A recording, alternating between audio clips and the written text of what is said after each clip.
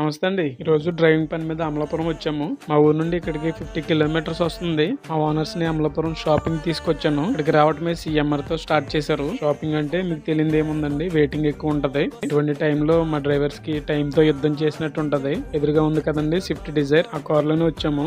Parking లో car park చేశాను. ఇంకా వాళ్ళు వచ్చే వరకు వెయిట్ చేయాల్సిందే. సో ఈ గ్యాప్ లో సరదాగా రోడ్డు మీదకి వస్తే మా డ్రైవర్స్ కి వచ్చే జీతంలో 20% ఇక్కడే అయిపోతుంది. ఎందుకని అడుగుతారేమో. సో ఇటువంటి సిటీలో ఇలా రోడ్డు మీదకి వచ్చినప్పుడు ఏదోటి కొనాలి, తినాలనిపిస్తుంది కదా. ఇంత ఖర్చు చేయకూడదు అనుకున్నా ఖర్చు అయిపోతూ ఉంటది. నాలా ఫ్యామిలీ ఉన్న డ్రైవర్స్ అయితే సో ఇంకొక 20% అమౌంట్ ఖర్చు అయిపోతుంది. ఇటువంటి వెయిటింగ్ టైమ్ లో మెయిన్ గా కొన్ని డ్రైవర్స్ కి బ్యాడ్ హ్యాబిట్స్ అలవాటు అవుతాయి. ఆల్కహాల్, సిగరెట్ కాకుండా ఇలా టీ తాగడం, అలాగే ఫాస్ట్ ఫుడ్ కూడా బ్యాడ్ హ్యాబిట్స్ కదా. మరి మెయిన్ గా కార్ డ్రైవర్స్ లైఫ్ ఇలా ఉంటది. మన ఎదురుగా ఉంది కదండి గడియార స్తంభం. మీలో చాలా మందికి తెలిసి ఉంటది. తెలిసిన వాళ్ళు ఎవరైనా ఉంటే కామెంట్ చేయండి. మెయిన్ గా అమలాపురం గురించి చెప్పాలంటే నైట్ టైం చాలా బాగుంటది. సో అలాగే ఇక్కడ దొరకందంటూ ఏది ఉండదండి.